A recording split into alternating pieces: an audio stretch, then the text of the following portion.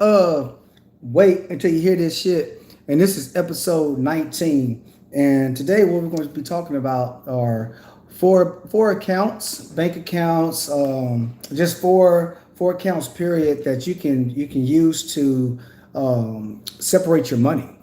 Right? You don't want all your money in one account. You know, like I said, you don't want all your eggs in one basket. It's pretty much the same thing. But before we get into that, it'll really help me out a lot if you tap down at the bottom, hit the like button, hit subscribe. All that does is let you know whenever I post new content. It just notifies you to let you know to come check out what I posted. All right, with that being said, let's get to it. All right, so um, I like to give my friend Bruce and I like to give my Uncle George, credit for this philosophy. You know, Bruce was about the three accounts. My Uncle George, he uses four accounts because he says it's cool to sit on a stool, which is three legs, but it's a lot more stable to sit in a chair, which is four. So we're gonna get in. We're gonna get into that. All right. So your first account, right? This right here is your liquid cash account. All right. This is miscellaneous money. I guess your Netflix, your Spotify, your Apple Music. Little stuff like that. This money is set aside from the money that you've saved, right? This right here. This is your self discipline, your gratification account. So with self discipline that you save over here, if you see something that you like or something that you want, that's what this account is for. It's liquid cash that you can use quickly.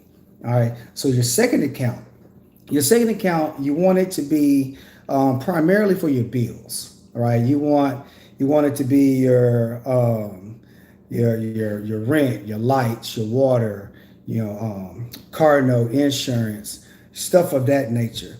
And the money that funds this account, this money comes from your source of income.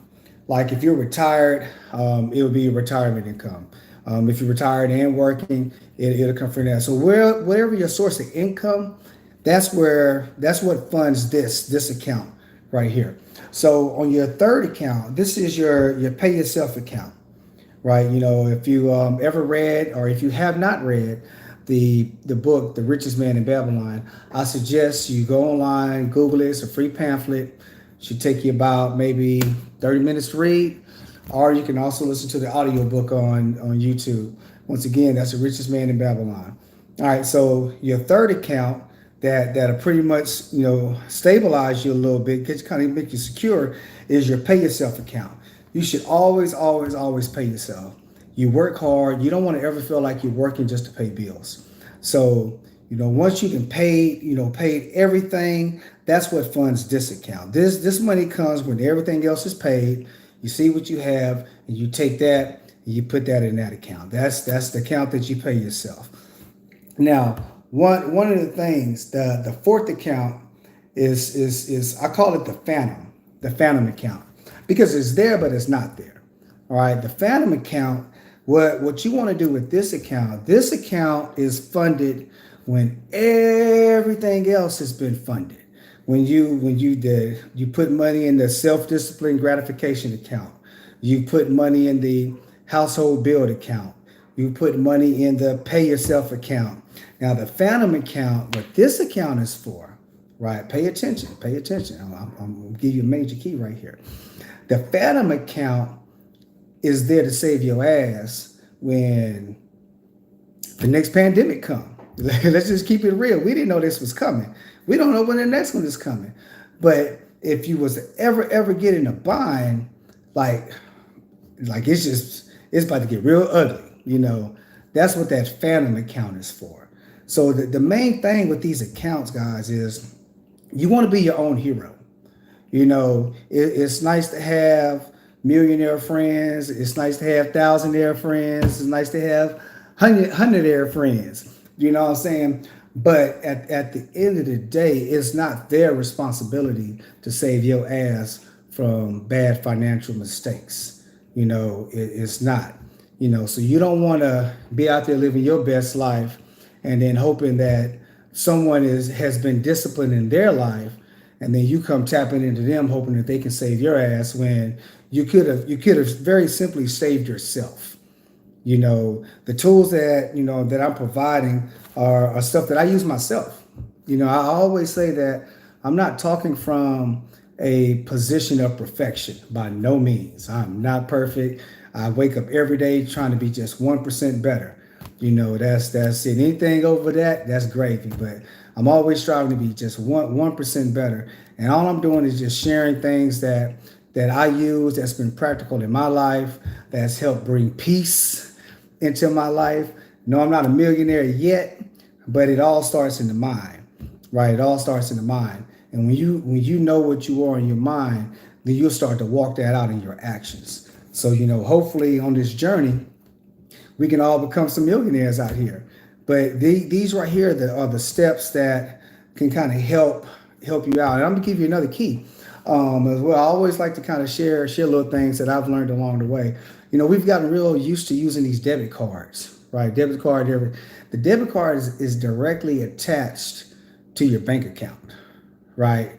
That's where all your money go to, right? So if something was to happen, all your money's gone, right? So what I challenge everyone to do, is to invest in themselves and get a secured credit card. If you can't get a regular unsecured credit card, go to Capital One. I'm not a financial advisor, by the way. This is not financial advice. I'm just sharing some information. You can go to Capital One, look into a secured rewards card. What a rewards card do is when you make payments or when you go to use your card, it gives you cash back, right? And what you want to do is for your everyday purchases, like your gas, food, stuff like that, you want to get used to using that credit card and paying that bill before the due date, right? So that way, if something ever happens to that credit card, your bank account is still safe. So once again, you got your four accounts. You got your self-discipline gratification account.